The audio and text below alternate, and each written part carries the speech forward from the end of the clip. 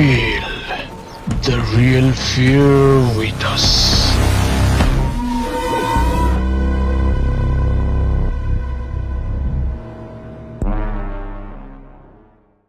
প্রিয় লিসেনার্স, আসসালামু আলাইকুম। Feel the real fear with us. সত্যিকার ভয়ের অনুভূতি পেতে আফনান দ্য হরর ওয়ার্ল্ডের সাথেই থাকুন। দেশ ও দেশের বাইরে যেখান থেকে আফনান দ্য হরর ওয়ার্ল্ডের আজকের হরর নাইটের 124তম এপিসোডের সাথে যুক্ত হচ্ছেন বা পরবর্তীতে হবেন, সকলকে জানাচ্ছি শুভেচ্ছা ও ভালোবাসা। আশা করি সবাই ভালো আছেন, সুস্থ আছেন। প্রিয় লিসেনার্স, আজকের এই এপিসোডে আপনাদের পাঠানো 3টি ঘটনা নিয়ে হাজির হয়েছে। এভাবেই কিন্তু আপনাদের পাঠানো সত্য ভয়ের ঘটনাগুলো দিয়ে আমরা প্রতি শনিবার, শনির রাত, সোমবার হরর নাইট, বৃহস্পতিবার থার্সডে নাইট, মাঝে মাঝে শুক্রবারে ফ্রাইডে স্পেশাল এপিসোড, এছাড়া প্রতি মঙ্গলবার আমাদের অন্য আরও একটি ইউটিউব চ্যানেল রয়েছে যেটা আফনাস বি নামে, সেখানে ফিয়ার উইথ টুয়েসডে শিরোনামে আমরা ভয়ের ঘটনা প্রচার করে যাচ্ছি। আর এগুলো এই কারণেই সম্ভব হচ্ছে যে আপনারা আল্লাহর রহমতে প্রতিনিয়তই আমাদেরকে ভয়ের ঘটনাগুলো পাঠিয়ে যাচ্ছেন। এই জন্য মহান আল্লাহ সুবহানাহু ওয়া তাআলার দরবারে লক্ষ কোটি শুকরিয়া জ্ঞাপন করছি, আর আপনাদের জন্য অশেষ ভালোবাসা আর দোয়া কামনা করছি। প্রিয় লিসেনার্স, আপনাদের জানা বা আপনাদের সাথে ঘটে যাওয়া সত্য ভয়ের ঘটনাগুলো আমাদেরকে লিখে বা রেকর্ড করে afnanthehorrorworldbd@gmail.com এই ইমেল অ্যাড্রেসে পাঠাতে থাকুন। ইমেল অ্যাড্রেসে স্পেলিংটা বলে দিচ্ছি, AFNANTHEHORRORWORLDBD afnanthehorrorworldbd@gmail.com। স্পেলিংটাও আমরা আমাদের ভিডিওর ডেসক্রিপশনে দিয়ে রেখেছি, সেখানে গিয়ে স্পেলিংটা চেক করে নিতে পারবেন। প্রিয় লিসেনার্স, এই ভিডিও লাইক বাটন প্রেস করতে ভুলবেন না। ভিডিওর লিঙ্কটাও বেশি বেশি করে শেয়ার করে দেবার অনুরোধ করছি, যাতে করে যারা সত্য ভয়ের ঘটনা শুনতে ভালোবাসেন তাদের কাছে আফনান দ্য হরর ওয়ার্ল্ড পৌঁছাতে পারে, তাদের কাছ থেকেও আমরা প্রতিনিয়ত যেন ঘটনা পেতে পারি। এভাবেই আমাদের চলার পথ অনেকটা এগিয়ে নিয়ে যেতে চাই। আল্লাহ যেন আমাদের সহায় হন। প্রিয় লিসেনার্স, চলুন আজকের এপিসোডের প্রথম ঘটনায় চলে যাই। এই ঘটনাটি আমাদেরকে যিনি পাঠিয়েছেন, ওনার নাম শওকত হোসেন। উনি একজন রেমিটেন্স যোদ্ধা ভাই, বর্তমানে রয়েছেন কুয়েতের ফুরানি স্টেটে। উনি এর আগেও আমাদেরকে ঘটনা পাঠিয়েছেন, আর উনি যে ঘটনা পাঠিয়েছেন এর মধ্যে 3টি ঘটনা রয়েছে। আর এই 3টি ঘটনাই উনি ওনার এক কলিগের কাছ থেকে সংগ্রহ করেছেন। তার নাম হচ্ছে মোহাম্মদ নাজমুল হোসেন। এই নাজমুল হোসেন ভাই, উনি মূলত কুয়েতে 8 বছর ধরে রয়েছেন। কুয়েতে 8 বছর ধরে যেহেতু রয়েছেন, টুকটাক অভিজ্ঞতা তো ওনার হয়েছেই। তবে এখন যে ঘটনাটি বলবো, এই ঘটনাটি মূলত নাজমুল ভাই উনি সংগ্রহ করেছেন তার আরেকজন কলিগের কাছ থেকে। মূলত এই যে নাজমুল ভাই, উনি কুয়েত এবং সৌদি আরবের যে বর্ডার, এই বর্ডারে থাকা যে সমস্ত আইন শৃঙ্খলা রক্ষাকারী বাহিনী, তাদের হয়ে বা তাদের প্রতিনিধি হয়ে ক্লিনিংয়ের কাজ করতেন। তো ওখানে যখন ক্লিনিংয়ের কাজ করতেন, সেখানে আর একজন বাংলাদেশি ভাই ছিল। সাধারণত ওনাদেরকে নাকি আমেল বলা হয়। তো এরকম একজনের সাথে কথা বলছেন বিভিন্ন বিষয়ে। তাকে জিজ্ঞেস করলেন যে, ভাই রাতের বেলা আপনি পাহারা দেন, ভয়টা লাগে না? উনি বললেন যে, ভয় তো আসলে ওরকম এখন আর লাগে না, তবে হ্যাঁ একটি ঘটনা ঘটেছিল, এখন পর্যন্ত এরপরে আর কোনো ঘটনা ঘটেনি। তো এই ঘটনাটি ঘটেছিল 2019 সালের দিকে ওই ভাইয়ের সাথে। তো ওই ভাই বলেন যে উনি যেই জায়গাতে দায়িত্ব পালন করেন, মূলত এই জায়গাটাকে দেওয়ানিয়া বলে। দেওয়ানিয়া হচ্ছে ওখানকার একটা কালচারে একটা কাজ করা হয়, তা হচ্ছে কোনো বাড়ি বা কোনো স্থাপনা তৈরি করলে একসাথে সবাই যেন নিচে বসে খেতে পারে, এরকম একটা জায়গা তৈরি করা হয়। এটাকে নাকি দেওয়ানিয়া বলা হয়, মানে ওখানকার নিয়ম অনুযায়ী। ওখানে দায়িত্বপ্রাপ্ত যে সমস্ত আইন শৃঙ্খলা রক্ষাকারী বাহিনীর সদস্যরা রয়েছেন, তারা অনেক সময় একত্রে খাওয়া দাওয়া করেন। এই দেওয়ানিয়ার ওই পাশে একটা খেজুর গাছ, আর খেজুর গাছের পাশেই একটি মসজিদ রয়েছে। এই মসজিদে কিন্তু সবাই আসতে পারে না, কারণ এটা তো সীমান্তবর্তী এরিয়া, এখানে তো সাধারণ মানুষজন আসে না। এখানে শুধু ওখানকার শৃঙ্খলা বাহিনীর সদস্যরাই নামাজ আদায় করেন, আর ওখানে থাকা বিভিন্ন স্টাফ যারা দেখা যাচ্ছে যে বাবুর্চি আছে, এছাড়া অন্যান্য গার্ড রয়েছে, ক্লিনার আছে, তারা এখানে নামাজ আদায় করেন। তো এই যে ভাই, উনি হয়েছে কি তাহাজ্জুদের নামাজ পড়তে যাবেন। এক রাতে তাহাজ্জুদের নামাজ পড়তে যাবেন, দেখা যাচ্ছে যে ওনাদের মাঝে মাঝে ডিউটির সময়টা এরকম থাকে রাত 2টো পর্যন্ত, এরপরে আবার ডিউটি নেই। তো 2টোর পরে যদি শুয়ে পড়ে তাহলে তো ফজরের নামাজটা মিস হয়ে যেতে পারে। এই কারণে অনেক সময় তাহাজ্জুদের নামাজ পড়েই ঘুমাতে যাবেন এরকম পরিকল্পনা করেন। এর আগে করেছেনও। তো এক রাতে উনি ওই রাত 2টোর দিকে ডিউটি শেষ করে উনি ওই কাছাকাছি থাকা যে মসজিদ, মানে তাদের জন্য যেটা ফিক্সড মসজিদ আর কি, ওখানে যাচ্ছেন। তো ওখানে যাবার পর উনি অজু করে ঢুকেছেন মসজিদের ভিতরে। এরপর মসজিদের ভেতরে একটা ছোট্ট চেয়ার ছিল, ওখানে কিন্তু ছোট ছোট চেয়ার থাকে, এক ধরনের চেয়ার আর কি। ওই চেয়ারে একটু বসেছেন মাত্র, যেই না বসেছেন হঠাৎ করে ফিল করেন ওই চেয়ার শুদ্ধ উনাকে মসজিদের বাইরে বালুর উপরে ছুঁড়ে ফেলে দিয়েছে। বালুর উপর পড়ার কারণে ওরকম কোনো ব্যথা উনি পাননি, আল্লাহর রহমতে শরীরের কোথাও কেটে ছিঁড়েও যায়নি। উনি চিন্তা করেন কী ব্যাপার, কে আমাকে ছুঁড়ে মারলো, এমনভাবে ছুঁড়ে মেরেছে একদম মসজিদের ভেতর থেকে বাইরে গিয়ে পড়েছেন। উনি তো বুঝতেই পারছেন না যে ঘটনাটা কী হলো। যাই হোক, উনি ওই সময় ভয় পেয়ে গেলেন। দ্রুত উনি ওনার যে রুমটা সেখানে চলে আসলেন। উনি ওখানেই তাহাজ্জুদের নামাজ পড়েছেন, ফজর ওয়াক্ত হয়ে গেলে ওখানেই নামাজ আদায় করে ওই রাতে ঘুমিয়ে গেছেন। উনি বুঝতে পারলেন না ঘটনাটা কী হলো, তবে এতটুকু বুঝতে পেরেছিলেন কোনো একটা ঝামেলা হয়েছে। এর আরও কয়েকদিন পর, যেদিন ওনার রাতের বেলা ঠিক ওই সময় ডিউটি পড়েছে, বিশেষ করে রাত 2টো পর্যন্ত ডিউটি, দেখা যাচ্ছে যে সন্ধ্যা 6টা থেকে রাত 2টো, অথবা দেখা যাচ্ছে রাত 8টা থেকে রাত 2টো, এক এক সময় এক এক রকমভাবে পড়ে আর কি। কখনো দিনে পড়ে, কখনো দেখা যাচ্ছে যে সন্ধ্যার দিকে পড়ে। বিশেষ করে সন্ধ্যার দিকে শুরু হয়ে রাত 2টো পর্যন্ত যে ডিউটিটা, ওই ডিউটিতে যখন উনি থাকেন তখনই শুধু ওই মসজিদে তাহাজ্জুদের নামাজ আদায় করার ক্ষেত্রে বেশ একটা এক্সট্রা ফ্যাসিলিটিস পান, কেননা তখন ঘুম থেকে উঠে আসতে হয় না, ডিউটি শেষ করেই ওখানে যেতে পারেন। তো ওরকম আরও এক রাতে উনি যাবেন সেখানে। ওই মসজিদে ঢোকার আগে কিন্তু অজুখানা রয়েছে। উনি দেখলেন ওই অজুখানায় একজন ব্যক্তি অজু করছে। চিন্তা করলেন কী ব্যাপার, এইখানে এই লোক আসলো কোথায়? উনি তো এখানকার কোনো শৃঙ্খলা বাহিনীর সদস্য বলে মনে হচ্ছে না, কারণ এখানে যারা আছেন তাদের সবাইকে তো উনি চেনেন। দেখা গেল যে ওই লোকটা জুব্বা পরা। উনি চিন্তা করেন এখানের লোকজন তো আসলে এই ধরনের ড্রেস কম পরে, সবাই তো ইউনিফর্ম পরে বেশি, এই লোকটা এখানে কোত্থেকে এলো? এর মধ্যে হয় কি, এই লোকটা অজুর একদম শেষ অংশ পা ধুচ্ছিলেন পানিতে। তখন দেখেন ওনার পা এটা মোটেও মানুষের মতো নয়, এটা ছাগল বা ভেড়ার মতো পা আর কি, বা ঘোড়ার পা যেরকম খুঁট থাকে ওই রকম। এটা দেখার পর উনি তো চমকে উঠেছেন। তখন ওই ব্যক্তি অজু করা অবস্থাতেই এই ভাইয়ের দিকে তাকিয়েছেন। তার তাকানোর মধ্যে কিন্তু কোনো রাগান্বিত ভাব এরকম ছিল না। সে যথারীতি অজু শেষ করলেন। এরপর আরবিতে তার সাথে কথোপকথন হচ্ছিল। সেটার বাংলা এরকম যে ওই লোকটা বলছে, শোনো, তোমার কি মনে আছে তুমি সেদিন মসজিদের ভেতর থেকে বাইরে চলে গিয়েছিলে, কে যেন ছুঁড়ে ফেলে দিয়েছিল বাইরে? এটা কিন্তু আমিই করেছিলাম। তুমি এমন একটা সময় এখানে আসো, এই সময়টাতে আমি এখানে নামাজ পড়তে আসি রাত 2টো থেকে 2:30 পর্যন্ত, এটা আমার সময়। আশেপাশে কোনো মসজিদ নেই, বাধ্য হয়ে আমি এখানে আসি। এখানে কিন্তু তোমার অন্য কোনো লোকজন আসে না। তুমি কি খেয়াল করেছো যে এখানে থাকা কোনো শৃঙ্খলা বাহিনীর সদস্যরা রাত 2টো থেকে 2:30টার মধ্যে এখানে আসে না? তখন ওই ভাই বলতেছেন যে জি জি আমি খেয়াল করেছি, ওনারা তো কেউ এই সময় আসেন না। কেন আসে না, তোমার কি মনে হয়নি? তখন উনি বলছেন, না আমি তো এরকম প্রশ্ন করিনি।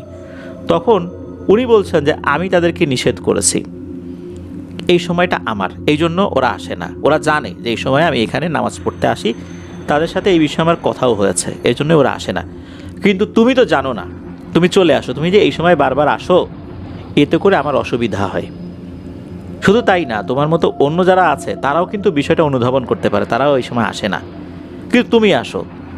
এখন তুমি একজন নামাজি ব্যক্তি, আমি তো তোমাকে আঘাত করতে পারি না, আল্লাহ নাকশ হবেন, কিন্তু আমার তো একটা নির্দিষ্ট সময় আছে, আমি তো এই সময়ের বাইরেও আসতে পারি না।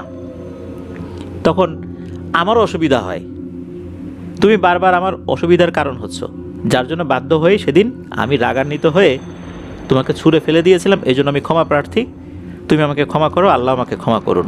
তোমার কাছে বিনীত অনুরোধ, এই সময়টাতে এসো না, এই সময়ের হয় আগে আসো না হয় পরে আসো। যদি কোনো কারণে এসেই পড়ো তাহলে বাইরে অপেক্ষা করো। আমি ঠিক রাত 2:30টার পর এখান থেকে বের হয়ে যাব। আমাকে দেখলেও তোমার ভয়ের কোনো কারণ নাই। তোমার এখানে থাকা অনেকেই আমাকে দেখে, এখানকার পুলিশরাও দেখে, তোমার এখানকার বিভিন্ন লোকজনও দেখে। তারা আমাকে দেখে ভয়ও পায় না, আমিও তাদের কোনো ক্ষতির চিন্তাও করি না, তারাও আমার ক্ষতির চিন্তাও করে না। তুমি যেহেতু জানো না, এই জন্য বাধ্য হয়ে আমি আসলাম। এই যে বিস্তীর্ণ মরুভূমি অঞ্চল দেখছো, এর আশেপাশে এখানে একজন সর্দার রয়েছে, সেই সর্দারের প্রধান সেনাপতি আমি। তাই এই সময়টা তুমি এড়িয়ে চলো। তখন ওই ভাই বলেছেন, জি ঠিক আছে, আমি তো আসলে জানতাম না, আমি এই সময়টা এড়িয়ে চলবো। এরপরে নাকি বিভিন্ন সময়, বিশেষ করে 2টোর সময় যখন ডিউটি হয়েছে, উনি তো জানতেন যে 2:30টার ভিতরে যাওয়া যাবে না। উনি ওনার ডিউটি ঠিক যেই জায়গায় আর কি থাকে, তো ওখান থেকে হেঁটে যেতে 10 মিনিট লাগে। দেখা গিয়েছে উনি রাত 2:25-এর দিকে বা 30-এর দিকেই রওনা দিয়েছেন, 10 মিনিট লাগবে ওখানে যেতে। অনেক সময় দেখা গিয়েছে 30 যখন বাজে 2:30 যেতে 10 মিনিট হয়েছে, তখন দেখছেন যে ওই মসজিদ থেকে একজন বের হয়ে চলে যাচ্ছে। দেখেই বুঝেছেন এটা হচ্ছে ওই সেই জিনটা যে নামাজ পড়ে চলে যাচ্ছে। মাঝে মাঝে তার সাথে কিন্তু চোখাচোখি হয়েছে, দূর থেকে সালাম বিনিময়ও হয়েছে। এটা নিয়ে আসলে ওখানকার কেউই ভয় পায় না, শুধু উনি জানতেন না বলেই এরকম একটা বিড়ম্বনার মুখোমুখি হয়েছিলেন। তো ওটাই শুরু, ওটাই শেষ। এরপর উনি ওই মাঝে মাঝে হঠাৎ কয়েকবার দেখেছেন সালাম বিনিময় হয়েছে, এরপরে আবার ওনাকে আর কখনোই দেখেন নাই, কিন্তু জানতেন যে উনি নামাজ পড়তে আসেন, কিন্তু আর ওভাবে দেখা হয়নি। এটা ছিল একটা ঘটনা। আর ওই জায়গার নামটা নির্দিষ্টভাবে বলা যাচ্ছে না, কেননা এই জায়গার আশেপাশে নাকি অনেক বাংলাদেশি ভাই কাজ করেন, বিশেষ করে ওখানে যারা বর্ডার সিকিউরিটির দায়িত্বে রয়েছেন, বিশেষ করে কুয়েতের, ওখানে কিন্তু অনেক বাংলাদেশি ভাইরা তাদের সাথে কাজ করেন কর্মচারী হিসাবে। নির্দিষ্ট জায়গার নাম বললে অনেকেই চিনে যাবেন, দেখা যাবে তারা আবার ভয় পেতে পারেন। এই জন্য এই বিষয়টা আমরা অ্যাভয়েড করে গেলাম। আর যদিও বা ভয়ের কোনো কারণ নেই, তারপরও মানুষের মনের ভুলে কোনো না কোনো সমস্যা তো হয়ে যেতেই পারে। এরপরে আসি অন্য আর একটা ঘটনায়। এই যে নাজমুল ভাই যিনি এই ঘটনাটি দিয়েছিলেন, তার একজন আমেলের কাছ থেকে শুনে, তো উনি আরও যে 2টি ঘটনা দিয়েছেন, তার 2য় নাম্বার ঘটনায় চলে যাই। এই ঘটনাটা নাজমুল ভাইয়ের এক ফুপির সাথে ঘটেছে। নাজমুল ভাইয়ের ফুপির সাথে এই যে ঘটনাটি ঘটে, এটা বেশ রহস্যময় একটি ঘটনা। উনি একদিন বাসায় ফিরছিলেন, সময়টা আসলে এটা দিনের বেলারই ঘটনা। বাসায় ফিরছিলেন উনি, সম্ভবত কোনো একটা জায়গায় পড়তে গিয়েছিলেন। ওনার মাথার চুলগুলো মাশাআল্লাহ অনেক বড় বড়, চেহারা যথেষ্ট সুন্দর। তো উনি পড়ার পর ওখান থেকে আসছিলেন, উনি যে ফিরছিলেন পথেও কিন্তু কয়েকজনের সাথে ওনার দেখা হয়েছে, কিন্তু ফাইনালি উনি আর বাড়িতে আসেন নাই। এদিকে বাড়ি থেকে খোঁজাখুঁজি শুরু হয়ে গেল। দুপুর গিয়ে বিকেল নামলো, বিকেল গিয়ে সন্ধ্যা, সন্ধ্যা পেরিয়ে রাত, কিন্তু ওই ফুপুর আর কোনো খোঁজখবর নাই। এলাকার লোকজন বলা শুরু করলো যে নিশ্চয়ই কোনো ছেলের সাথে সম্পর্ক আছে, তার সাথে ভেগে গিয়েছে, এরকম বিভিন্ন ধরনের কথাবার্তা শুরু হয়ে গেল। কিন্তু এই ফুপুর মা বাবা তো বিশ্বাস করতে পারছেন না যে তার মেয়ে এই কাজ করতে পারে। একটা পর্যায়ে থানায় গিয়ে জিডি করা হলো। পুলিশও কোনো তথ্য অনুসন্ধান করতে পারছে না। কি একটা সমস্যা! উনি ফোন ব্যবহার করতে, বেশি করে উনি ফোনও ব্যবহার করতেন না আর কি, যার কারণে ওনার সর্বশেষ অবস্থান কোথায় এটাও শনাক্ত করা যাচ্ছে না। মানে পুলিশ কোনোভাবেই এটার কোনো তথ্য বের করতে পারছে না। এরপরে কয়েকজনের পরামর্শে পরিবারের লোকজন এক হুজুরের কাছে গেলেন। হুজুর উনি ওনার মতো করে তথ্য সংগ্রহ করার চেষ্টা করছেন। একটা পর্যায়ে হুজুর একটা তথ্য দিতে পারলেন। হুজুর বললেন যে দেখুন, আপনার মেয়ে আমাদের এই পৃথিবীতে এখন নেই। তাহলে কোথায় আছে? উনি বলছেন আমাদের পৃথিবীতে নেই, তবে তার যে অবস্থান এটা মরুভূমির কোনো একটা জায়গায়, ভিন্ন এক জগতে আছে। সেখানে একটা ভিন্ন জগৎ আছে সেখানে। এটা শুনে তার মা বাবা তো অবাক যে এত কিছু বাদ দিয়ে এই মেয়েটার সাথে কেন হলো? ওর সাথে তো কোনো জিন পরিঘটিত সমস্যা আগে ছিল না, ওর উপর কোনো জিনের আসরও ছিল না, ও তো একদম 8-10 স্বাভাবিক মেয়ের মতোই বড় হচ্ছিল। কেন এরকম হলো? তখন ওই হুজুর বলেন যে আমি এখনও কিছু বলতে পারছি না কেন এমনটা হলো, তবে এই বিষয়ে আমি খুব একটা কাজ করতে পারবো বলে মনে হয় না। এদিকে এই ফুপুর মা বাবা ওনারা তো হুজুরের কাছে খুব হাউমাউ করে কান্নাকাটি শুরু করেছেন, হুজুর যেহেতু আপনি এই তথ্যটা দিতে পেরেছেন, আপনি কোনো একটা সমাধানের চেষ্টা করেন, আল্লাহ চাহেন তো সমাধান হবে। এনাদের কান্নাকাটির কারণে হুজুর বললেন আচ্ছা ঠিক আছে, আমি দেখি কি করা যায়, কাজটা বেশ কঠিন হয়ে যাবে। যাই হোক, হুজুর একদিন পর আবার ওনাদেরকে ডেকেছেন, মা বাবাকে। এরপর উনি একটা সুসংবাদ দিলেন এবং হুজুর বললেন যে কি ঘটনা। হুজুর বললেন যে সাধারণত মেয়েদেরকে নিয়ে যায় পুরুষ জিনে আর ছেলেদেরকে নিয়ে যায় মহিলা জিনে, কিন্তু এই মেয়েটাকে নিয়ে গেছে মহিলা জিনে। কারণ কি?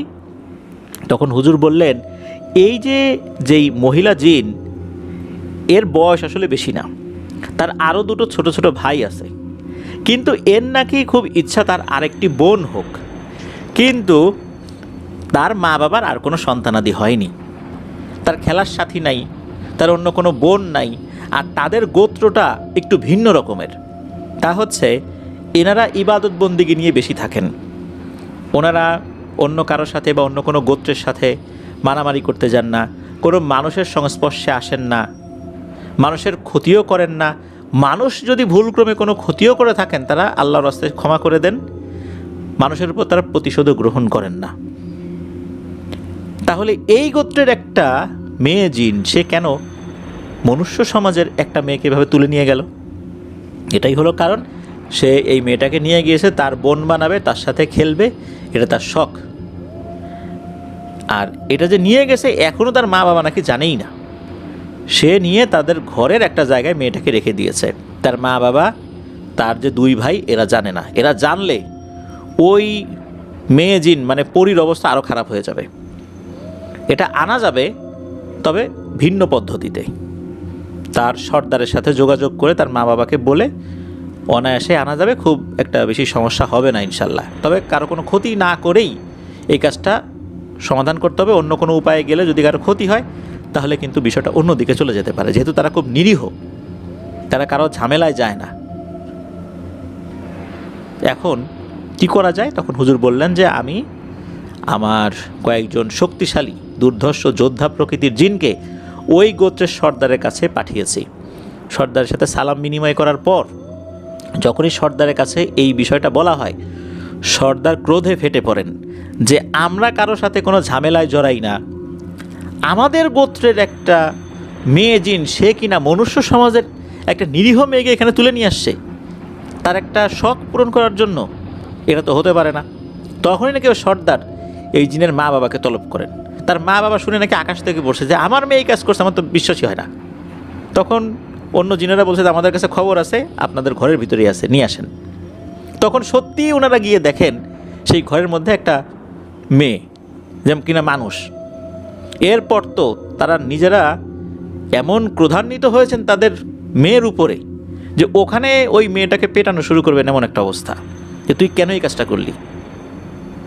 আল্লাহ আমাদেরকে আর কোনো সন্তান দেন নাই, কন্যা সন্তান দেন নাই, তাই বলে কি তুই মনুষ্য সমাজের কোনো একটা মেয়েকে তুলে নিয়ে আসবি? এটা তো হতে পারে না, আল্লাহ নারাজ হবেন।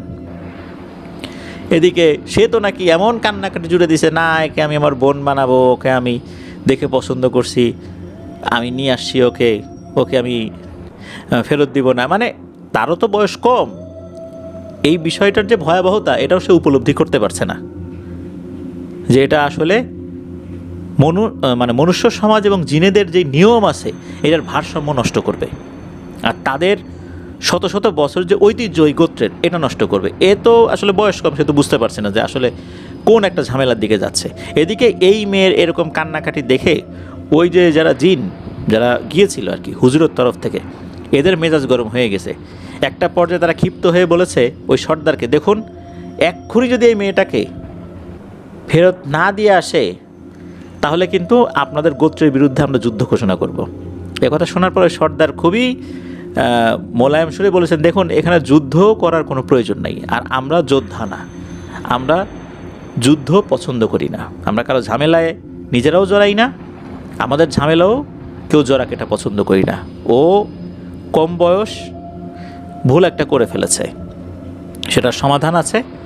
আপনারা নিশ্চিন্ত মনে চলে যান, আগামীকাল এই মেয়েটাকে তার বাড়িতেই পাবেন ইনশাল্লাহ। সে ব্যবস্থা আমি করছি, আর এরকম আর হবে না। আর এই মেয়েটাকেও আমরা বলে দিব ভবিষ্যতেও কেউ যেন এই ধরনের কাজ না করে। আমাদের যেই নিয়ম আছে এই নিয়মের ভারসাম্য যেন বজায় থাকে। তো যেহেতু সর্দার কথা দিয়েছেন, ওয়াদা করেছেন, এবং ওই দুটো জিন আবার সর্দারকে বলেছে যে আপনি কথা দিয়েছেন, আপনি সর্দার, আপনার কথায় আমরা বিশ্বাস করলাম, কিন্তু এই মেয়েটা এখন আমাদের সামনে বলুক যে সে এই কাজটি করবে এবং ভবিষ্যতে এই মানুষের মেয়ের জন্য কোনো ক্ষতি না করে। তখন মা বাবা দেখছে যে রাগ করে আছে, আবার সর্দার খুব রেগে আছে যে এরকম একটা ঘটনা, মানে কয়েকশো বছরের মধ্যে এই ধরনের কোনো ইতিহাস তাদের গোত্রের নেই যে এই মেয়েটা যেটা করছে। তখন নাকি ওই মেয়েটা বাধ্য হয়ে বলে ঠিক আছে, আমি ওকে ফেরত দিয়ে আসবো, আমি নিয়ে আসছি, আমি ভুল করছি, তবে কোনো ধরনের তদবির করে এমন কোনো কাজ যেন না করা হয় যেন আমি যেন এই মেয়েটার কাছে যেতে না পারি। ওকে ভালো লাগছে, আমাকে অন্তত মাঝে মাঝে ওর কাছে যেন যাওয়ার অনুমতি দেওয়া হয়, ও টের পাবে শুধু, আর কেউ টের পাবে না, আর ওর কোনো ক্ষতিও হবে না। যখন এটা বলা হলো তখন সে এমন কান্না জুড়ে দিছে, মানে ওই মেয়ে জিন আর কি, পরি, বাধ্য হয়ে ওই যেই দুর্ধর্ষ দুইটা জিন গিয়েছিল আর কি, তারা বলে আচ্ছা ঠিক আছে তাই হবে, আমি গিয়ে হুজুরের কাছে বলবো আর ওর মা বাবার কাছেও গিয়ে বলবো।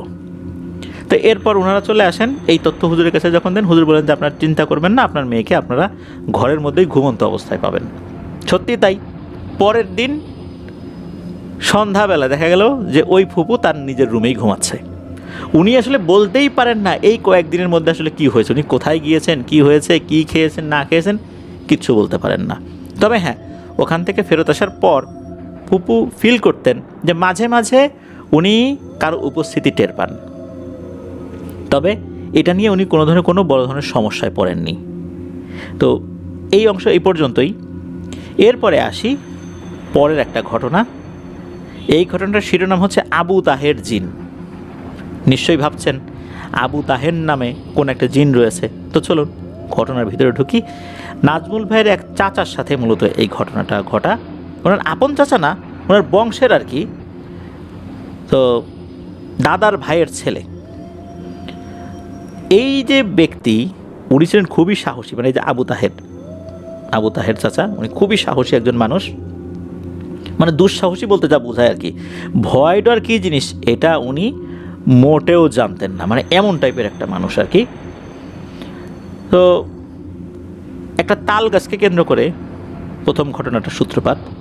ওনাদের এলাকায় কিন্তু অনেক তাল গাছ রয়েছে, তুলা গাছ রয়েছে, বিভিন্ন ধরনের গাছগাছালি রয়েছে আর কি, বিভিন্ন ফলজ গাছ, বনজ গাছ, তারপর ওষুধি গাছ, এগুলো কিন্তু আছে। এই ঘটনাটি 2011 কি 12 সালের দিকে আর কি।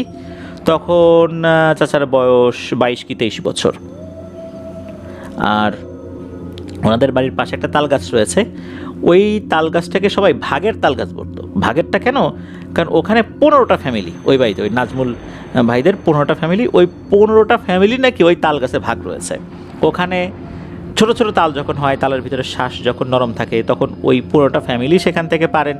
আবার যখন ভাদ্র মাসে তাল পেকে যায়, তখনও ওনারা ওই তালগুলো ভাগ বাটোয়ারা করে নেন। এটা নিয়ে বহু বছরের মধ্যেও কারো কোনো ঝামেলা হয়নি। তো একদিন হয় কি, ওই চাচা মানে তাহের চাচা, উনি তাল গাছের নিচে গেছেন, তাল কুড়াতে গিয়ে দেখেন যে আর একটা লোক বস্তা ভর্তি করে, মানে এটা কিন্তু ভাদ্র মাসের কথা বলছি, যখন তাল পেকে গেছে, তাল যেগুলো পড়েছে আর কিছু হয়তো বা পেরেছে, সেগুলো বস্তার ভিতরে ভরে নিয়ে সে চলে যাবার চেষ্টা করছে। উনি দূর থেকে, এই কে রে তুই এখান থেকে তাল নিয়ে যাচ্ছিস বস্তার ভিতরে ভরে? কাছে গিয়ে দেখেন এটা তারই আর এক চাচাতো ভাই। উনি বলছেন কী ব্যাপার, তুই এভাবে তাল নিচ্ছিস কেন? এভাবে তো আমরা কেউ তাল এখান থেকে নেই না। তখন নাকি তার সাথে তার কথা কাটাকাটি হয়। তবে এই দুইজনের সাথে আগে থেকেই নাকি মনোমালিন্য ছিল, যার কারণে এই বিষয় নিয়ে তাদের সাথে ঝগড়াঝাটি শুরু হয়ে যায়। তখন এই তাহের চাচা উনি ঝগড়াঝাটি ওই পর্যন্ত রেখেই যায়, তো তারই পরিচিত চাচাতো ভাই, ওই পর্যন্ত রেখে আবার চলে আসছে। তো এরপরে আর একদিন তার সাথে দেখা, তখন ওই চাচাতো ভাই উনি আবার কোনো একটা কাজ করছিলেন, কোনো একটা বস্তা মাথায় তুলবেন বা কোনো ভারী কিছু মাথায় তুলবেন, তখন উনি বলছে, এই তাহের এই বস্তাটা আমার একটু মাথায় তুলে দিত। তখন তাহের চাচা বলছেন যে পারবো না, নিজেরটা তুই তুলে নে। এই বেটা, তোর শরম লাগে না আমার সাথে কথা বলতে? সেদিন কি আচরণ করলি আমার সাথে? তখন নাকি উনি আবার বলে উঠছেন যে আরে এরকম সমস্যা তো হতেই পারে, আমরা নিজের আত্মীয় স্বজন সমবয়সী, এটা তো হইতেই পারে, নে নে তুলে দে। তখন নাকি তাহের চাচা বলে যে না তুলবো না, নিজেরটা তুই তুলে নে। তখন নাকি ওনার খুব মেজাজ গরম হয়, বিশেষ করে ওই যে আর একজন ব্যক্তি। উনি বলেন, দেখ তোর সাথে কি আমি ভেজাল করতে চাই? এখন একা আমার পকেটে তোলা সম্ভব না, এই জন্য তোকে বললাম, সুন্দর করে বলতেছি এটা আমার মাথায় তুলে দে, নাহলে কিন্তু সমস্যা হবে। তখন তাহের চাচা রেগে যান, কি বলেন, এই বেটা তুই আবার কী সমস্যা করবি রে, তোর এত বড় সাহস, আবার গায়ে হাত দিয়ে দেখতো। তখন নাকি ওই চাচাতো ভাই বলে, আচ্ছা ঠিক আছে, তবে রে আজকে তোর কপালে দুঃখ আছে। এই বলে চাচাকে মানে এলো পাথারে কিল ঘুষি মারা শুরু করেছে। চাচার যে ফ্যামিলি, এই ফ্যামিলির সবাই কিন্তু প্রায় 6 ফুটের সমান উচ্চতা, সুঠাম দেখি, মানে ওই ফ্যামিলির সবাই এরকম, ছেলে মেয়ে সবাই এরকম উচ্চ লম্বা আর কি। তো চাচা চিন্তা করছেন কী ব্যাপার, ওর কিল ঘুষির মাত্রা এত বেশি কেন, ব্যথা তো মারাত্মক লাগছে। এদিকে চাচা ওইটার সাথে খুব একটা পেরে উঠছেন না, শুধু বেধড়ক মার খেয়েই যাচ্ছেন, তো খেয়েই যাচ্ছেন। একটা পর্যায়ে উনি অজ্ঞান হয়ে ওখানেই পড়ে থাকেন। এই যে দীর্ঘ সময় অজ্ঞান হয়ে পড়ে আছেন চাচা, কোনো খোঁজ খবর নাই। বাড়ির লোকজন চিন্তা করেছেন যে উনি কোথাও গিয়েছেন কাজে। এই তাল গাছের নিচে উনি পড়ে আছেন, ওটা কিন্তু ওই তাল গাছ, ওই একই তাল গাছের কাছাকাছি। পরের দিন দাদি ফজরের নামাজ পড়ে উঠে তাল কুড়াতে গিয়েছেন, যে যাই গিয়ে দেখেন যে ওইখানে সে অজ্ঞান হয়ে পড়ে আছে। এই যে দীর্ঘ সময় ওখানে উনি অজ্ঞান হয়ে পড়ে আছেন, তখন বুঝতে পারছেন যে আসলে ঘটনাটা কি হয়েছে, এতক্ষণ কেন বাড়িতে সে আসেনি।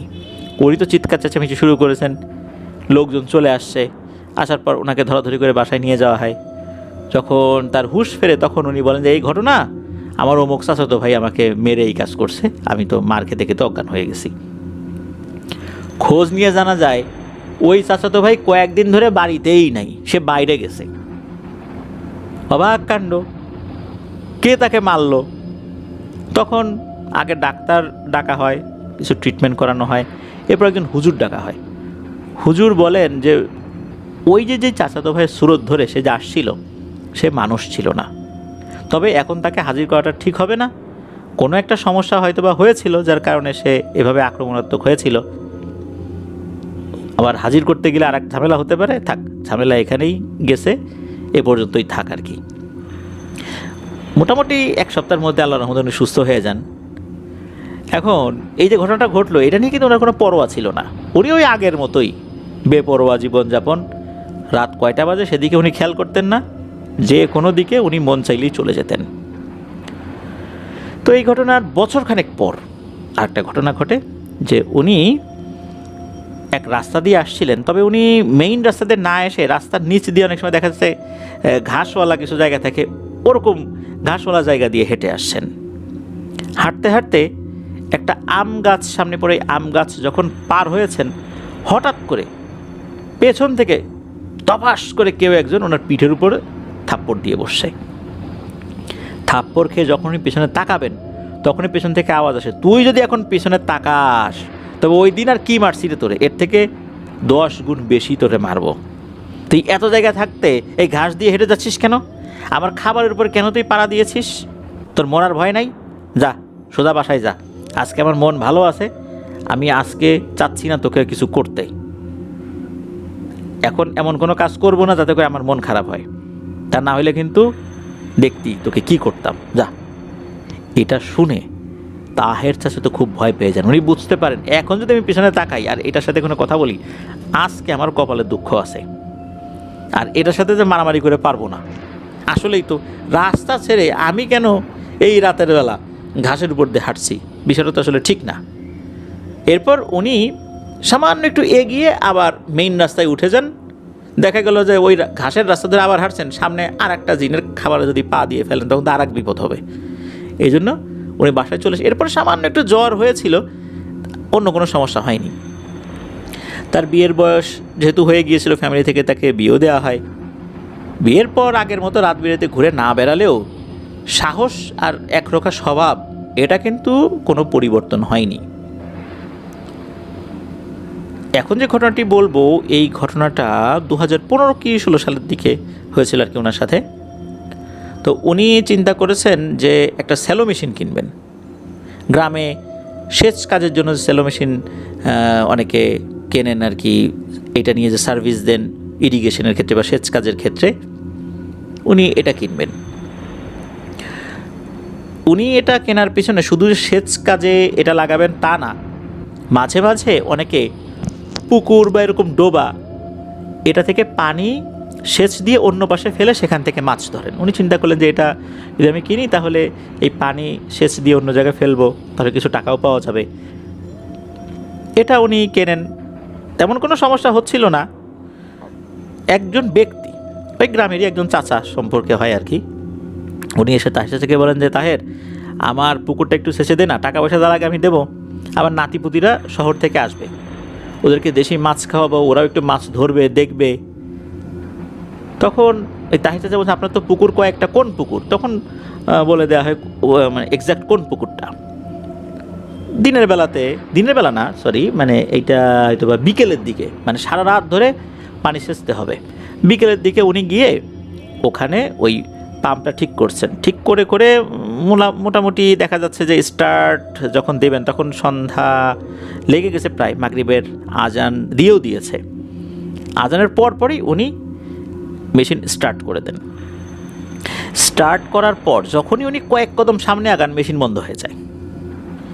মেশিনটা আবার উনি দেখেন যে কী সমস্যা হলো, না কোনো সমস্যা তো হয়নি। এরপর আবার স্টার্ট দেন, স্টার্ট দেওয়ার পর ঠিকঠাক মতো চলে। এরপর উনি যখনই ওই মেশিন থেকে 4-5 কদম দূরে আসেন আবার মেশিনের স্টার্ট বন্ধ হয়ে যায়। এরকম বেশ কয়েকবার হলো। উনি বুঝতে পারছেন না ঘটনাটা কী, তবে একটা পর্যায়ে মনে হলো নিশ্চয়ই এখানে অন্য কোনো ব্যাপার রয়েছে। তখন উনি আশপাশ থেকে বেশ কিছু লতা পাতা খড়ি এক জায়গা করে মেশিন থেকে বেশ কিছুটা দূরে আগুন ধরিয়ে দেন। আগুন ধরানোর পর উনি খেয়াল করলেন আগুন জ্বলছে, মেশিন কিন্তু এখন আর বন্ধ হচ্ছে না, অথচ উনি কিন্তু মেশিন থেকে কিছুটা দূরেই চলে আসছেন। অনেকক্ষণ আগুন জ্বললো, মেশিন বন্ধ হচ্ছে না। এরপর উনি চিন্তা করলেন যাই, এখন চলে যাই। আগুন নিভে যাওয়ার পরও দেখলেন যে মেশিন বন্ধ হচ্ছে না। উনি অনেক দূর চলেও আসেন মেশিন স্টার্ট করেই, কারণ যতটুকু তেল লাগবে এই তেল উনি ওই মেশিনের মধ্যে ঢুকিয়ে দিয়েছেন, চলতে থাকুক। আর ওখান থেকে ওনার বাড়ি কাছেই, মেশিন বন্ধ হয়ে গেলে উনি তো টের পাবেন, উনি আবার চলে আসবেন। সারা রাত এখানে বসে মশার কামড় খাওয়ার তো দরকার হয় না। তো উনি চলে আসছেন, আসার পর সকালে গিয়েছেন, গিয়ে দেখেন এক অদ্ভুত ব্যাপার, পুকুরের পানি 1 ইঞ্চিও কমেনি, অথচ এই মেশিনের তেল শেষ হয়ে গেছে। মানে এটা চলতে চলতে তেল শেষ হয়ে মেশিন বন্ধ হয়ে গেছে, কিন্তু পুকুরের পানি 1 ইঞ্চিও কমেনি। ঘটনাটা কি? ওদিকে সকালবেলা ওই চাচার নাতিপুতিরা চলে আসে, তারা রাতের বেলা ঢাকা থেকে রওনা দিয়েছে, সারা রাত জার্নি করে সকালে পৌঁছে গেছে, তারা মাছ ধরবে। এসে দেখে এই অবস্থা, পুকুরের পানি কমে না। এদিকে ওই চাচা বলছে কিরে তাহের, তুই কাজটা কী করলি? তুই মেশিন চালাইলি, কই পানি কমলো না তো। তখন নাকি একজন হুজুর চলে আসেন ওইখানে, মানে উনি নিজে থেকেই আসছেন। এসে বলতেছেন যে কি তাহের মিয়া, কালকে মেশিন চালানোর আগে কোনো সমস্যা হয়েছিল নাকি? তাহার চাচা তো অবাক যে হুজুর জানলেন কিভাবে, নিশ্চয়ই উনি কোনো না কোনো মাধ্যমে জেনেছেন। তখন হুজুর বলেন যে শোনো, মেশিন আবার স্টার্ট দাও, এখন স্টার্ট দাও, পানি ইনশাল্লাহ কমে যাবে। তখন ওইখানে তো ওই মালিকও উপস্থিত, বিশেষ করে পুকুরের মালিক, তারও তো জানার আগ্রহ আছে যে এতক্ষণ মেশিন চললো, পানি কেন কমলো না। তখন হুজুর বলেন যে এখানে পাশে যে তুলা গাছ রয়েছে, এই তুলা গাছে বেশ কিছু জিনেরা থাকে। সন্ধ্যার সময় যে মেশিনটা স্টার্ট দিয়েছে এই শব্দে ওদের অসুবিধা হচ্ছিল, পরবর্তীতে ওরা বারবার বন্ধ করে দিচ্ছিল।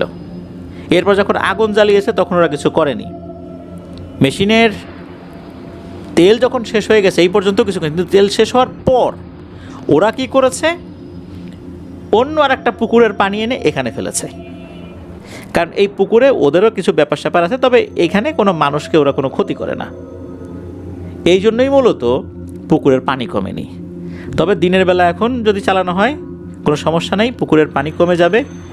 এরপর মাছ টাছ ধরার পর তখন আর কোনো সমস্যা হবে না। তো সেটাই করা হয়, দিনের বেলা স্টার্ট দেওয়া হলো, এরপর পুকুরের পানি কমতে থাকলো। এরপর ওই চাচার যে নাতিপুতিরা এসেছিল তারা সেখানে মাছ টাছ ধরে।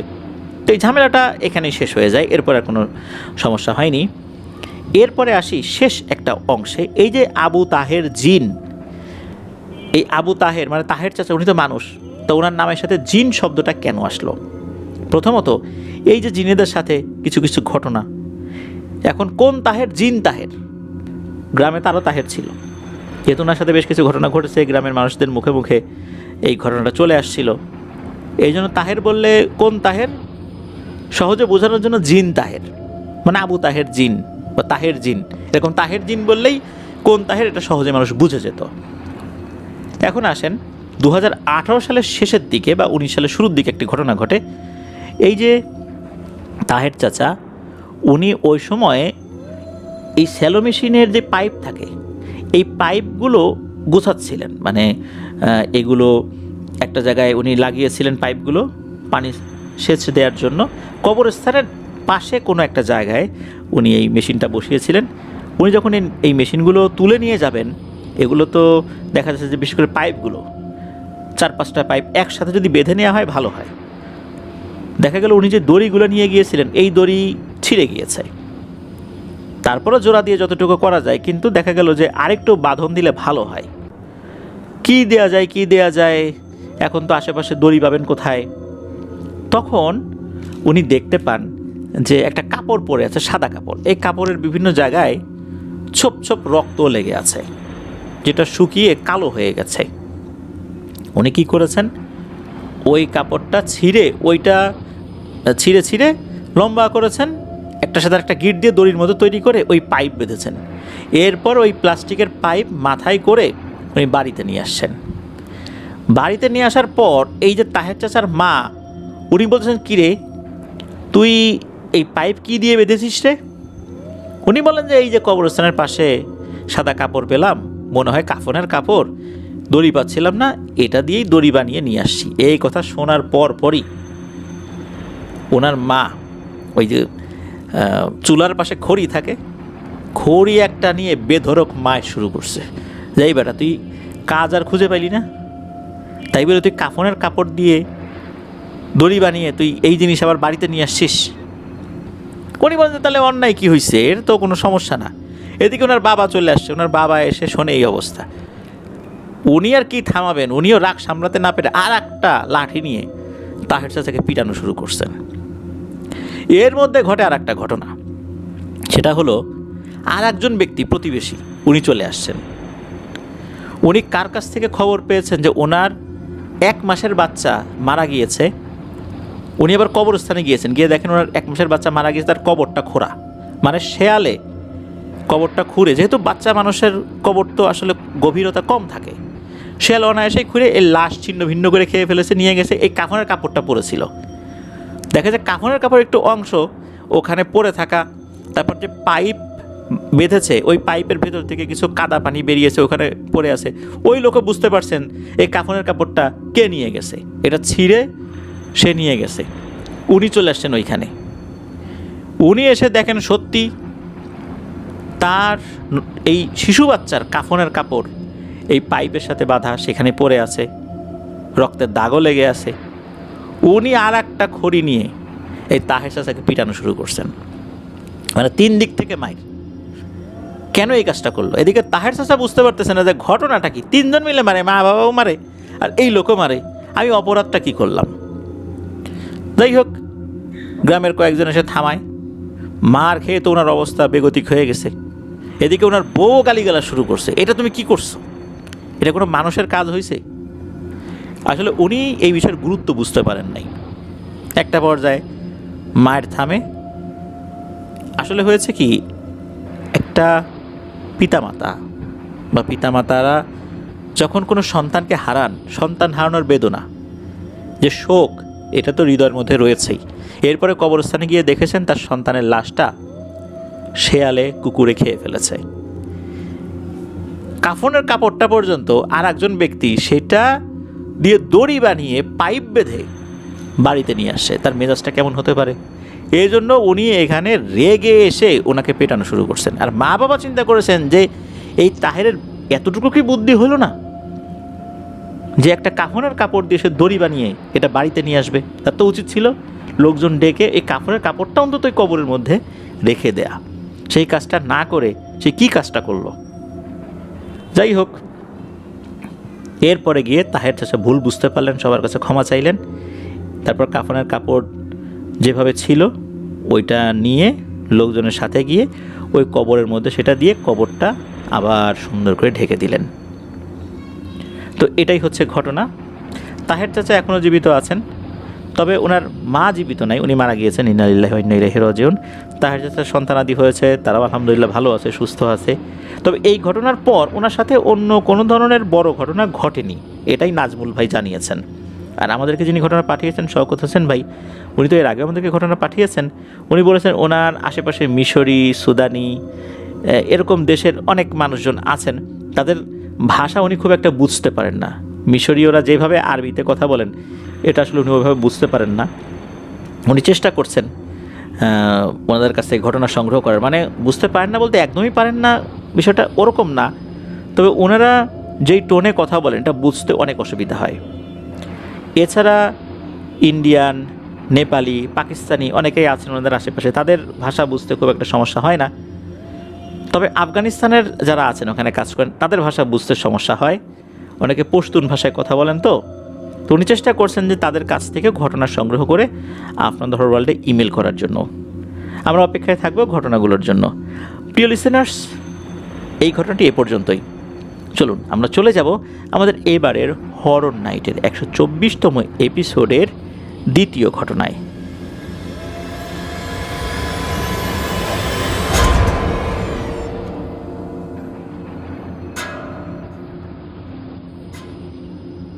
আবারও স্বাগতম জানাচ্ছি প্রিয় লিসেনার্স আমাদের এবারের হরর নাইটের 124তম এপিসোডের দ্বিতীয় ঘটনায়। এই ঘটনাটি আমাদেরকে যিনি পাঠিয়েছেন ওনার নাম হাবিবুল্লাহ, ওনার বাড়ি ঢাকা জেলার দক্ষিণ কেরানীগঞ্জের হাসনাবাদে। মূলত এই ঘটনাটি উনি শুনেছেন তারই কলিগ ইমরান ভাইয়ের কাছ থেকে। ইমরান ভাইয়ের ওয়াইফের নাম হচ্ছে রিয়া, আর এই রিয়া আপুর ছোট বোনের নাম হচ্ছে প্রিয়া। এই যে ইমরান ভাই, রিয়া আপু আর প্রিয়া আপু তিনজন একই জায়গায় চাকরি করেন, আর ওখানে কিন্তু এই হাবিবুল্লাহ ভাইও চাকরি করেন, অর্থাৎ এই তিনজনকেই হাবিবুল্লাহ ভাই চেনেন। ঘটনাটা শুরু হয় মূলত এই প্রিয়া আপুকে কেন্দ্র করে। মূলত ওনারা যেখানে কাজ করেন একদিন হঠাৎ করেই এই প্রিয়া আপু তার যে বোন এই যে রিয়া আপু তাকে এসে বলছে, এই আপা আপা দেখ দেখ আমাকে ডাকছে। তো উনি বলছেন যে কে ডাকে এখানে, কই তোকে তো কেউ ডাকে না। উনি বলছেন যে না আমাকে ডাকে।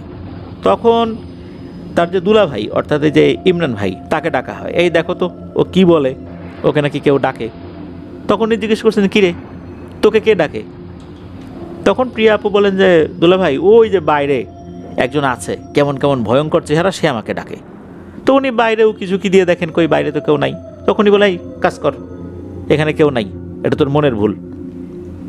এরপর উনি কাজে মন দেন। ওই দিন ওনারা কাজ শেষ করে সবাই যে যার বাড়িতে ফেরত যান। রাতের বেলা, রাত আনুমানিক তখন কয়টা বাজে, তখন হয়তো বা 8টা সাড়ে 8টার মতো বাজে। তখন এই যে প্রিয়া আপুর বাবা যিনি, উনি ফোন করেছেন রিয়া আপুকে, যাই তুই তোর স্বামীকে নিয়ে এখন একটু বাসায় আস। একদম কাছাকাছি বাসা, তো ওনারা মোটামুটি 5 মিনিটের মধ্যে চলে গিয়েছেন। গিয়ে দেখেন এই যে রিয়া আপুর বাবা উনি হাতে একটা লাঠি নিয়ে প্রিয়া আপুকে মারধর করার জন্য উদ্যত হয়েছেন। বোঝাই যাচ্ছে যে ওনার বাবা তার মেয়ের উপর খুবই ক্ষিপ্ত কোনো একটা কারণে। এদিকে দেখা যাচ্ছে যে প্রিয়া আপুর চোখে মুখে অস্বাভাবিকতা, হয়তোবা এমন কোনো কথা বলেছেন যার কারণে বাবার মেজাজ বিগড়ে গেছে। চিন্তা করলেন যে ওর বড় বোনকে ফোন দেই আর দুলাভাইকে ফোন দিই, ওরা এসে ওর সাথে কথা বলুক। তখন ওনারা এসে বললেন যে আচ্ছা ঠিক আছে, তোমাকে এখন শাসন করতে হবে না, ওকে এখন আমাদের বাসায় নিয়ে যাচ্ছি। তখন এই প্রিয়া আপুকে সাথে করে নিয়ে আসেন ইমরান ভাই আর রিয়া আপু। এরপর ওনাকে বলছেন যে আচ্ছা সমস্যাটা কি বলতো, বাবা কেন ক্ষিপ্ত হলো। তখন উনি খুব একটা ভালো কোনো সদুত্তর দিতে পারেন নাই। এর মধ্যেই বলে উঠছেন যে আপা দুলাভাই ওই যে বাইরে দেয়ালের ওখানে দাঁড়ায় আছে, এ আমাকে ডাকে, এই কাজের সময় অফিসে আমাকে ডাকছিল, ওর ওই বাসাতেও ডাকে। এগুলো বলতেই সবাই রেগে যায় আমার উপরে, ওই যে বাইরে দাঁড়িয়ে আছে। তখন ইমরান ভাই আবার বাইরে যান, গিয়ে দেখেন কই, ওখানে তো কেউ নাই। উনি এসে বলে যাই তোর মাথায় মনে হয় সমস্যা হয়েছে, কেউ তো নাই বাইরে, কে ডাকে, নিশ্চয়ই হ্যালোসিনেশন হয়েছে। উনি এরকমটা চিন্তা করছেন, বলছেনও সেটা, কিন্তু না, প্রিয়া আপু কোনোভাবে এটা মানতে নারাজ। উনি বলছেন যে না, আমি তো দেখি কেমন ভয়ঙ্কর চেহারা, আমাকে ডাকে। এর মধ্যে এই কথা বলতে বলতে হঠাৎ করে হয় কি, প্রিয়া আপুর চোখ মুখ কেমন যেন হয়ে যায়, ওনার চোখ উল্টে যাচ্ছে, মুখ বাঁকা হয়ে যাচ্ছে, ওখানে উনি সেন্সলেস হয়ে যান।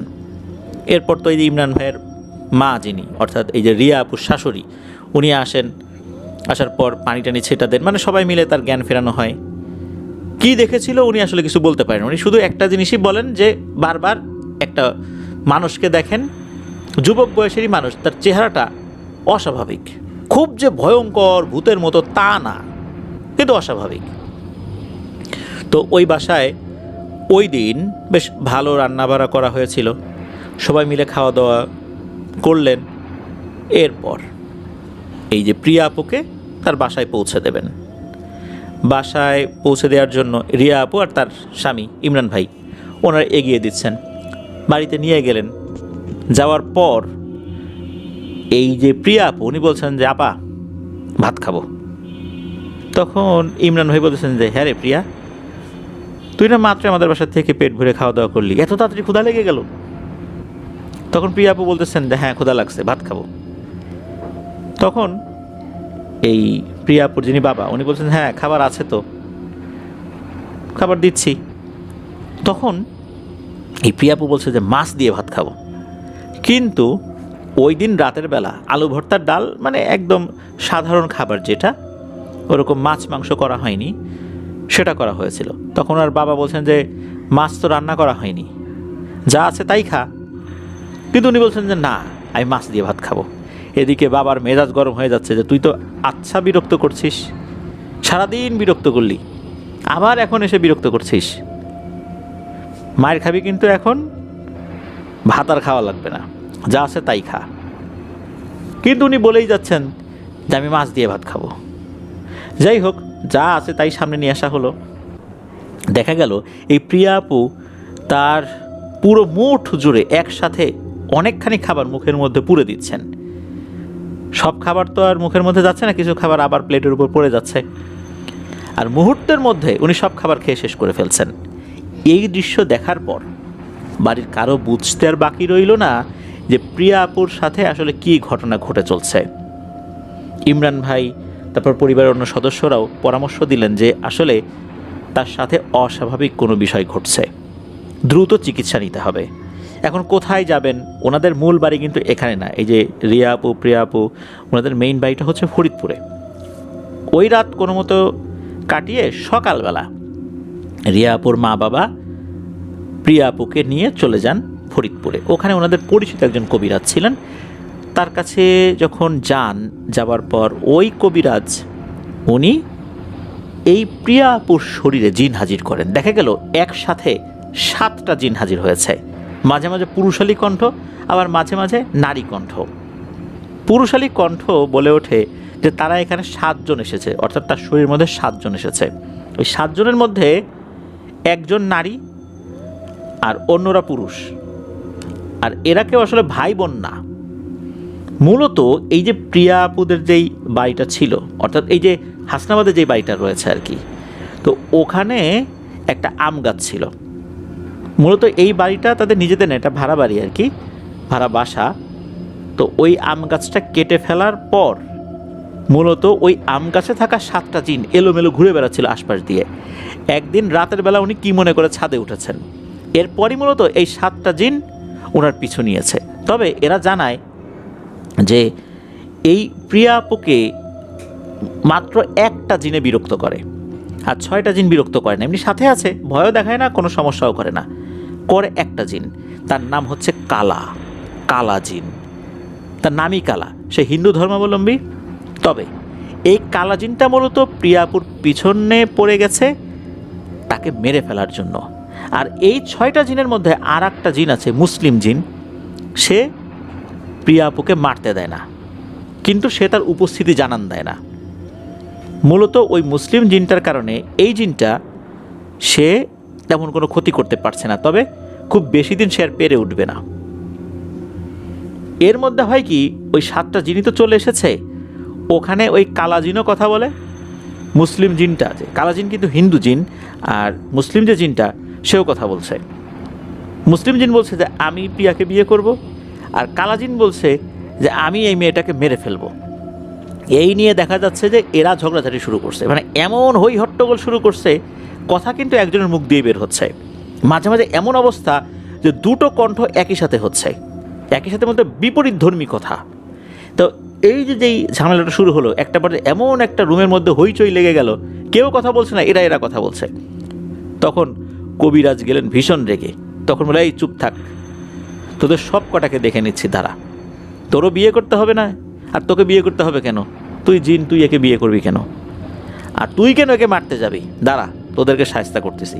তো এটা বলতে বলতে নাকি কবিরাজের যে বেষ্টনী বা গণ্ডি, এটা ভেদ করে দুটো জিন চলে যায়, অন্য 5টা জিন রয়ে যায়। এর মধ্যে যে মেয়ে জিন, সে বলতে থাকে যে এই 2 জন তো চলে গেছে, আসলে আমাদের কথা এই কালা জিন শুনবে না, সুতরাং আপনি আপনার মতো করে ব্যবস্থা করেন, এই মেয়েটাকে বাঁচানোর চেষ্টা করেন। তখন কবিরাজ উনি ওনার মতো করে বিভিন্ন ধরনের তদবির করেন এই প্রিয়া আপুর উপরে, আর উনি বলে দেন যে আপনারা এখন যেই বাড়িতে আছেন হাসনাবাদে, এই বাড়িটা বা বাসাটা ছেড়ে দেন, অন্য আর একটা জায়গায় চলে যান, আর আস্তে আস্তে এই মেয়েটার ট্রিটমেন্ট করতে হবে। তো এই ঘটনাটা কিন্তু 2025 সালের ডিসেম্বর মাসের 27 কি 28 তারিখে শুরু হয়েছিল। আল্লাহর রহমতে জানুয়ারির প্রথম সপ্তাহের মধ্যে, অর্থাৎ 2026 সালের জানুয়ারির প্রথম সপ্তাহের মধ্যে শেষ হয়ে যায়। তার মানে শুরুটা হচ্ছে 2025 সালের 27 কি 28 ডিসেম্বর, আর শেষ হয়ে যায় 2026 সালের জানুয়ারি মাসের প্রথম সপ্তাহের মধ্যে। তো প্রিয়া আপু আলহামদুলিল্লাহ ভালো আছেন, এখন কোনো সমস্যা হচ্ছে না। প্রিয় লিসেনার্স, এই ঘটনাটা শেয়ার করার পিছনে একটা কারণ হলো, রাতের বেলা আমরা কিন্তু অনেকেই নিজেরা তো ছাদে উঠি, বাচ্চা কাচ্চা সহ ছাদে উঠে যাই, এটা কিন্তু উচিত নয়। যদি একান্তই যেতে হয়, অবশ্যই দোয়া দুরূদ পড়ে যেতে হবে। কী ধরনের দোয়া?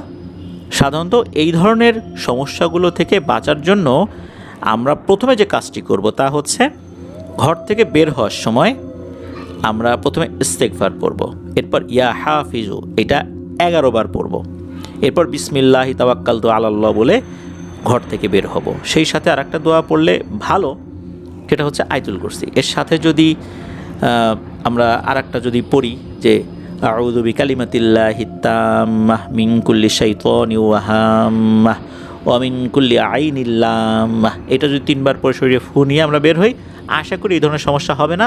তবে রাত বিরেতে চুল খোলা রেখে, বাচ্চা কাচ্চা নিয়ে, মহিলা মানুষ নিয়ে এই ধরনের অন্ধকারচ্ছন্ন জায়গায় না যাওয়াটাই ভালো, কেননা জিনেরা খুব সহজেই নারী এবং শিশুদেরকে দ্রুত অ্যাটাক করে বসতে পারে। এই জন্য আমরা সতর্ক থাকবো ইনশাল্লাহ।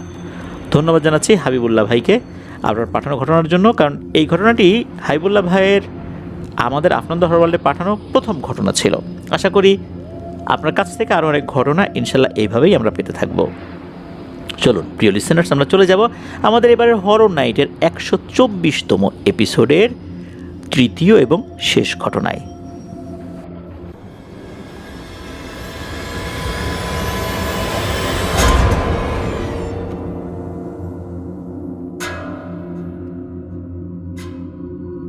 আবারও স্বাগতম জানাচ্ছি প্রিয় লিসেনার্স আমাদের এবারের হরর নাইটের 124তম এপিসোডের তৃতীয় এবং শেষ ঘটনায়। এই ঘটনাটি আমাদেরকে পাঠিয়েছেন একজন আপু, ওনার নাম রুবিনা ইসলাম। ওনার বাড়ি যশোর জেলার শার্শা উপজেলার উলাশী ইউনিয়নের একটি গ্রামে।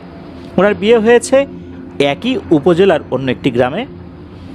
উনি আমাদের ঘটনাগুলোর সাথে কিভাবে পরিচিত হয়েছেন সেটিও জানিয়েছেন।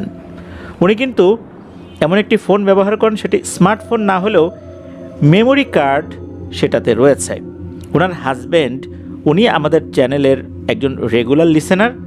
উনি কি করেন, ওনার ওয়াইফের ফোনের মেমোরি কার্ডে আমাদের ঘটনাগুলো ডাউনলোড করে সেটা লোড করে দেন। আর এই আপু, উনি রান্নাসহ বিভিন্ন কাজের সময় ঘটনাগুলো শুনতে থাকেন। এক পর্যায়ে চিন্তা করলেন ওনার জানা তো দুটি ঘটনা রয়েছে। একটি ঘটনা ওনার আপন বড় চাচার একমাত্র ছেলে যার নাম হচ্ছে সিয়াম, তার সাথে ঘটেছে। অন্য একটি ঘটনা ওনার বান্ধবী যার নাম হচ্ছে আসমা, তার সাথে ঘটেছে। তো এই দুটি ঘটনা উনি পাঠিয়ে দিয়েছেন। তো চলুন ঘটনায় চলে যাই। প্রথম ঘটনাটি যেটা শেয়ার করব এটি সিয়ামের সাথে ঘটেছে। সিয়ামের বর্তমান বয়স কিন্তু 16 বছর। সিয়ামের পরিবারে ছোটবেলা থেকেই চা খাওয়া দেখেছে, সে নিজেও খেয়েছে, যার কারণে ছোটবেলা থেকেই চা খাওয়ার একটা অভ্যাস তার মধ্যে গড়ে উঠেছে। বাসায় যদি কখনো সে চা খেতে না পারে তখন বাসার থেকে কিছুটা দূরে গিয়ে দোকান থেকে চা খেয়ে আসে। তো এমনই একদিন সময়টা এশার নামাজের ঠিক পরপর সে এশার নামাজ পড়ে দোকান থেকে চা খেয়ে বাড়িতে ফিরছে। খুব যে দূরের পথ তা কিন্তু না, কাছাকাছি বলতে হবে।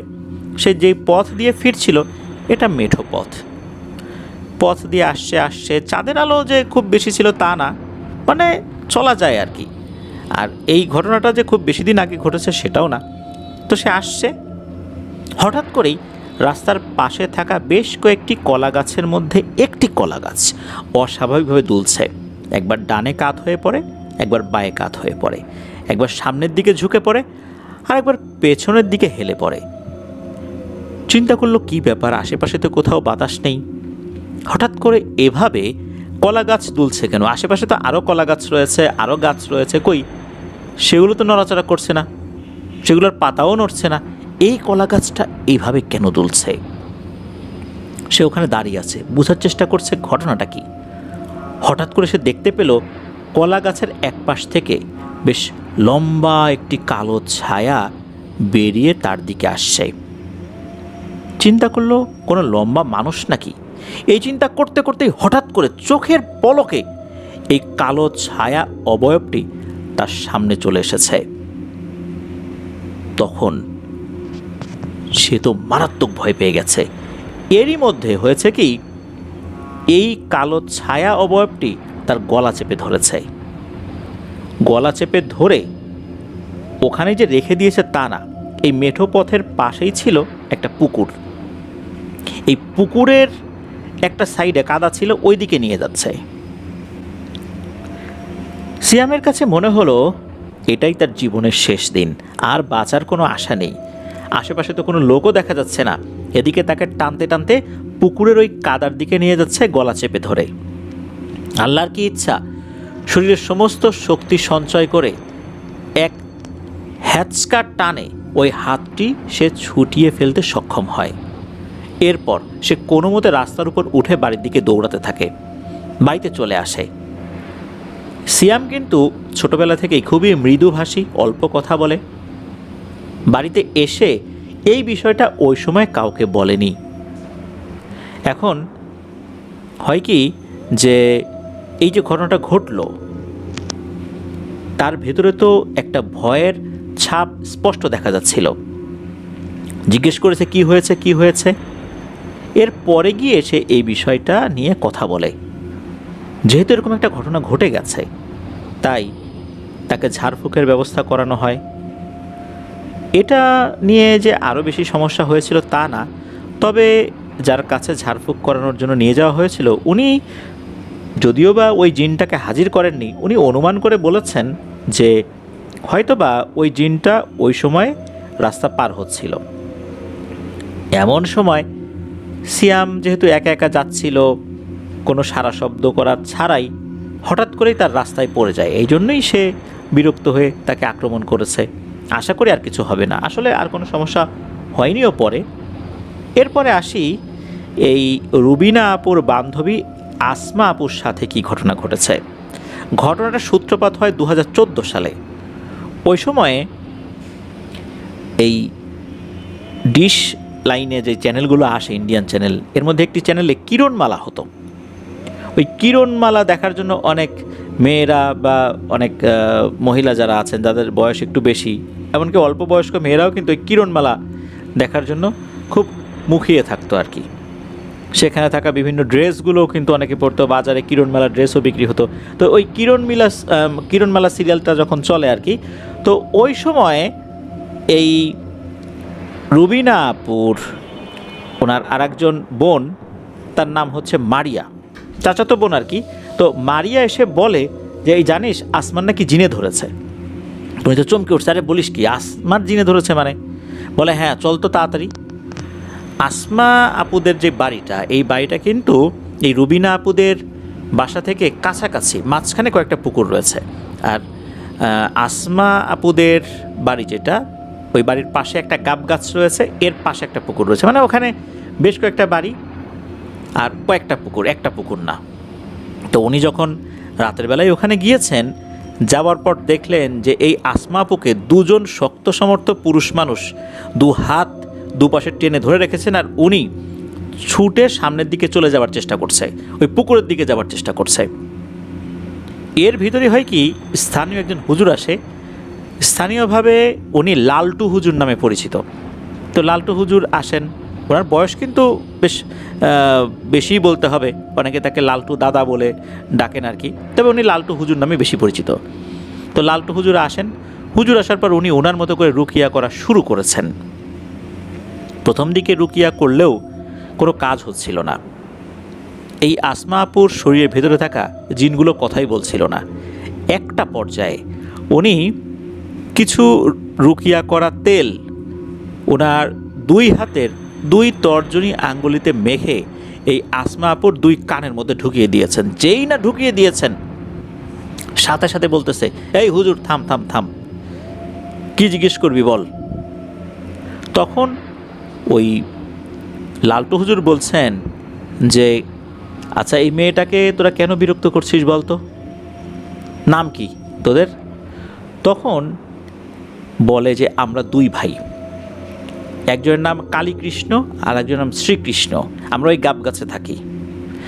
আর এই মেয়ে আমাদের কোনো ক্ষতি করেনি, তবুও এই মেয়েকে এবং এই মেয়ের বাবাকে আমরা ক্ষতি করব।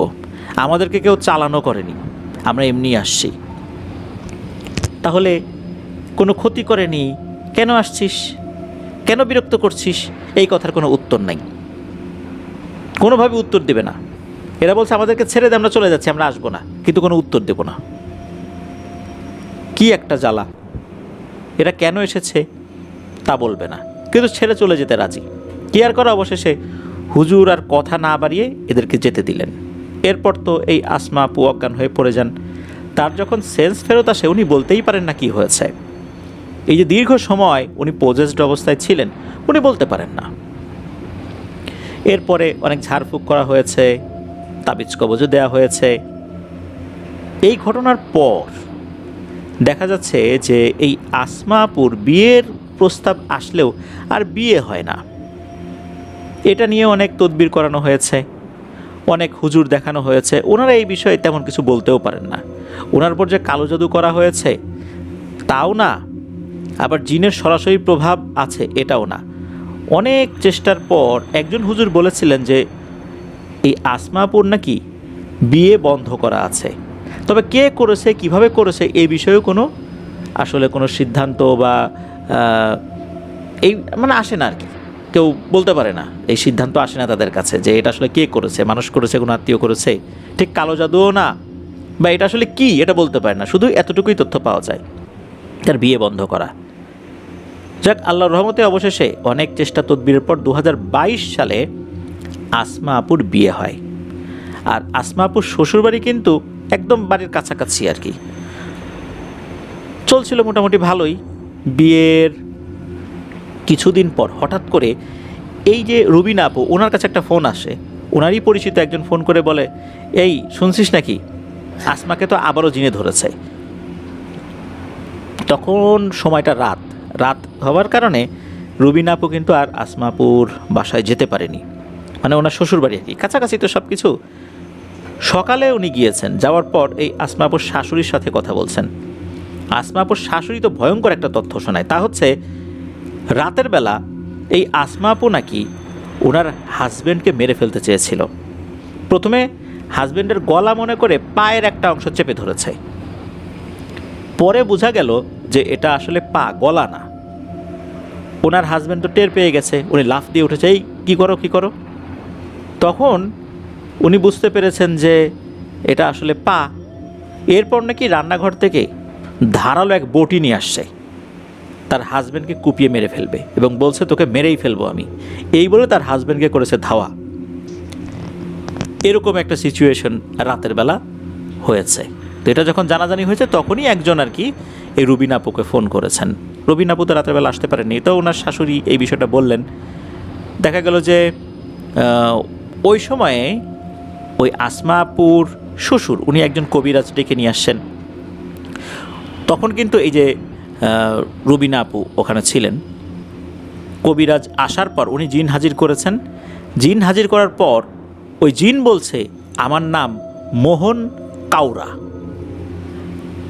আমি এই মেয়েটার কাছে আসার জন্য অনেক চেষ্টা করেছি, আসতে পারছিলাম না, কাঁচা মাছের ওসিলায় আমি আসতে পেরেছি। বিশেষ একটা পদ্ধতিতে অনেক কষ্টের মাধ্যমে তার শাশুড়িকে একে দিয়ে 5 টুকরা মাছ দেয়ানোর বন্দোবস্ত করেছি। এর শাশুড়িও কয়েক টুকরা মাছ ওকে দিয়েছে। এরা স্বাভাবিকভাবেই কাজগুলো করেছে, কিন্তু এর ভিতর দিয়ে আমি যে এই মেয়ের শরীরে ঢোকার পথ তৈরি করতে পেরেছি তা তো এরা বুঝতে পারেনি। আমাকে কেউ চালান করেনি, আমি এমনিতেই আসছি, আমি একে ক্ষতি করবই। এদিকে কবিরাজ বলছে যে তুমি কেন ক্ষতি করবা, কি কারণ? তখন নাকি এই মোহন কাওরা বলে এটার কোনো উত্তর আমি দেব না। যাই হোক, কবিরাজ বেশ কিছু ট্রিটমেন্ট করে ওকে ওই সময়ের জন্য তাড়াতে সক্ষম হলেও এরপরে ঘটে আর একটা ঘটনা। এই ঘটনার পর বিশেষ করে কবিরাজ যখন ওই জিনকে আপাতত তাড়িয়ে দেয়, তখন আসমা আপুর মা বাবা তাদের বাড়িতে নিয়ে আসে তাকে, যেহেতু কাছাকাছি বাড়ি, নিয়ে আসে। নিয়ে আসার পর একদিন সন্ধ্যাবেলা, মানে এর পরের দিন বা তার পরের দিন এরকম একটা সময়, এই আসমা আপু ওনার হাজব্যান্ডের সাথে মোবাইল ফোনে কথা বলছিলেন। বাসার পাশেই তো গাব গাছ, ওই গাব গাছের পাশেই হচ্ছে পুকুর। উনি ওই গাব গাছের কাছে দাঁড়িয়ে কথা বলছেন। হঠাৎ করে উনি দেখতে পান পুকুরের ওই সাইড থেকে একটা কালো ধোঁয়ার মতো, যেটা দেখতে অনেকটা মানুষের অবয়বের মতো, এটা ওনার দিকে এগিয়ে আসছে। ওই সময় উনি ওখান থেকে নড়াচড়াও করতে পারছিলেন না। ওই সময় উনি ফোনে ওনার হাজব্যান্ডকে বলছেন এই কী যেন আসতেছে, কী যেন আসতেছে, এরকম বলছিলেন আর কি।